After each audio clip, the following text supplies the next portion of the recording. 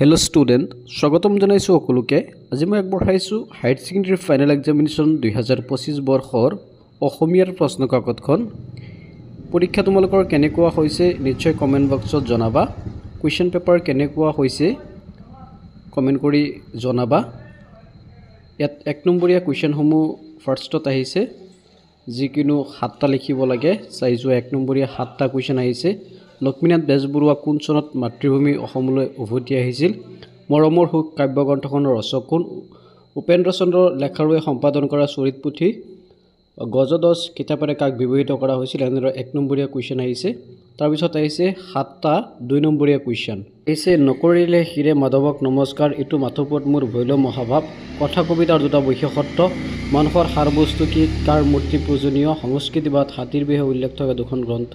এনেকুৱা কোৱেশ্চন আহিছে তাৰ পিছত প্ৰসংগ সংগতি দৰ্শাই ব্যাখ্যা কৰিব লাগে কালৰ পীড়নত আজি অসম জীৰ্ণ কীৰ্ণ দীৰ্ণ প্ৰকৃততে ত্যাগ আৰু বৈৰাগ্য এটা বিশেষ মনোধৰ্ম চিঠি এখনেই চিঠিৰ মূল্য যিকিনো এছুৱা ব্যাখ্যা কৰিব লাগে তাৰ পিছত দুটা প্ৰশ্ন আহিছে দুটা প্ৰশ্নৰ পৰা যিকিনো দুটা প্ৰশ্নৰ উত্তৰ লিখিব লাগে ডিব্ৰুগড়ৰ অসমীয়া তিৰোতাসকলৰ গড়গতি আৰু কাৰ্যকলাপ দেখি বেজবৰুৱা মনলৈ কোন ভাৱ আহিছিল পাঠৰ আধাৰত লিখিব লাগে উপৰিহদৰ যুগত শিক্ষা হাত কৰি গৃহস্থ জীৱনৰ প্ৰৱেশ কৰিবলৈ উলটি খোজা বিদ্যাৰ্থী গুৰুৱে কি উপদেশ দিছিল চিঠিগল্প কি নামাকৰণ সাৰ্থকতা বিচাৰ কৰা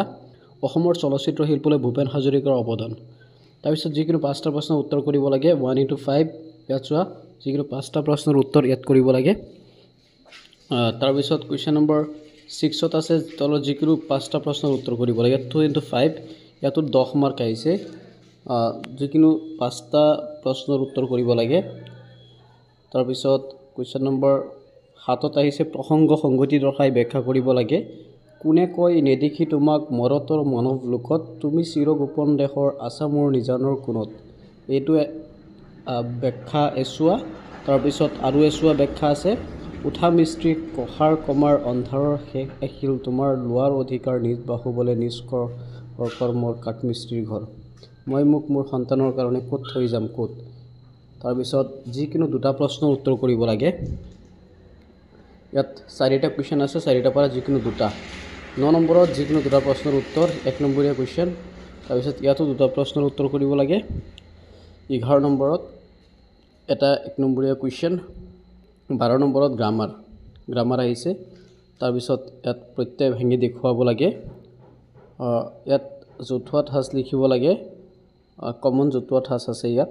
তাৰ পিছত যিকোনো এটা বিষয় লৈ ৰচনা নদী বান্ধৰ ইয়াৰ ইতিবাচক আৰু নেতিবাচক দিশ ক্ষুদ্ৰ উদ্যোগ আৰু অসমৰ নিবনুৱা সমস্যা দূৰীকৰণত তোমাৰ প্ৰিয় গ্ৰন্থ কৃত্ৰিম বুদ্ধিমত্তা আৰু আমাৰ ভৱিষ্যত অৰ্থাৎ এআই তোমাৰ প্ৰিয় গ্ৰন্থ এইটো কমন